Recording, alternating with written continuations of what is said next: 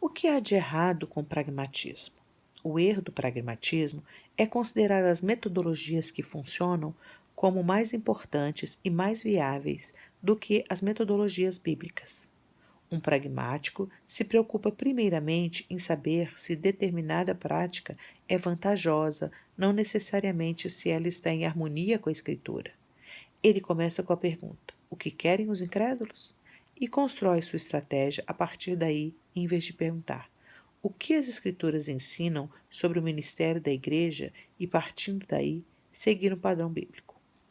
A tendência contemporânea do pragmatismo ignora completamente as prioridades bíblicas para a Igreja.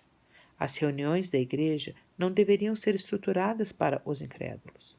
De acordo com a Escritura, a Igreja se reúne para adoração, comunhão, edificação e encorajamento mútuo dentro do corpo. Atos 27, 1 Coríntios 16, 1 e 2, Hebreus 10, 24 e 25. A pregação da palavra de Deus deve ser o ponto essencial em todo o culto e ministério corporativo da Igreja. 1 Timóteo 6,2, 2 Timóteo 4,2. A ênfase deve ser a comunhão com Deus através da oração e da adoração, não o entretenimento ou qualquer expressão de autossatisfação. 1 Coríntios 11, 17 a 22. Em resumo, as atividades esboçadas em Atos 2:42 são a única ocupação válida para a Igreja. A doutrina dos apóstolos, a comunhão, o partir do pão e a oração. Além do mais, o pragmatismo ataca a suficiência da palavra de Deus no evangelismo. Não precisamos comercializar, disfarçar, atenuar ou tentar tornar o evangelho aceitável aos incrédulos. O evangelho puro é o poder de Deus para a salvação. Onde quer que exista pragmatismo na Igreja, há sempre uma correspondente amenização da doutrina, da suficiência de Cristo, da soberania de Deus, da integridade das Escrituras, do poder da oração e dos ministérios do Espírito.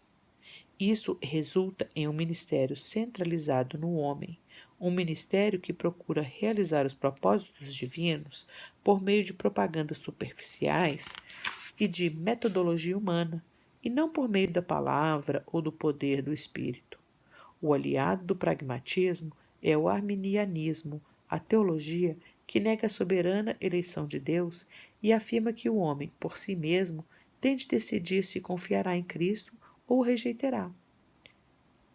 Isso põe sobre o evangelista a responsabilidade de usar técnicas que sejam inteligentes e criativas o bastante para influenciar a decisão de uma pessoa.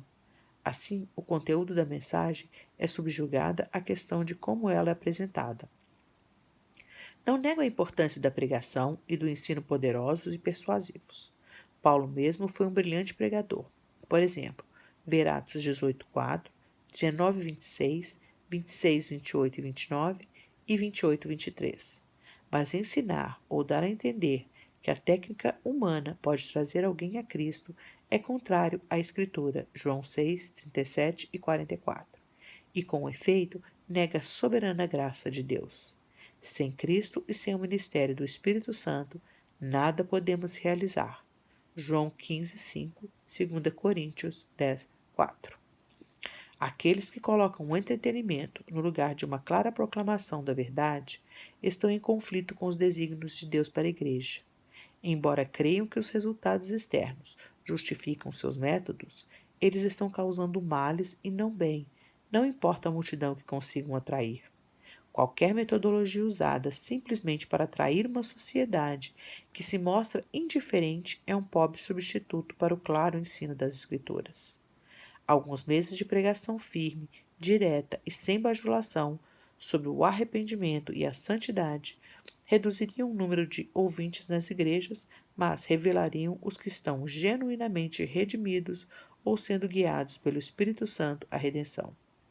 No entanto, o pragmatismo está remodelando quase todas as áreas do ministério evangélico. Onde a pregação ainda pode ser encontrada, tende a ser centralizada no homem e dominada por uma mentalidade que procura reconciliar o homem com os homens e não o homem com Deus. Seu objetivo nem sempre é expresso, mas o seu verdadeiro propósito é acalmar as pessoas que estão totalmente imersas em si mesmas, em suas mágoas e em suas necessidades. Assim, o pragmatismo é alimentado pela tendência da sociedade em ser egoísta, ao mesmo tempo em que faz crescer esta tendência.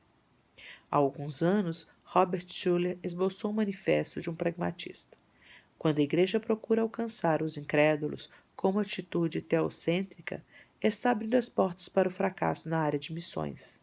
Os incrédulos, os que não creem num vital relacionamento com Deus, vão desdenhar, rejeitar ou simplesmente ignorar o teólogo, orador, pregador ou missionário que se aproxima com uma Bíblia na mão, com teologia na cabeça e nos lábios, esperando que uma pessoa irreligiosa deixará de lado suas dúvidas e engolirá as afirmações teocêntricas como fato.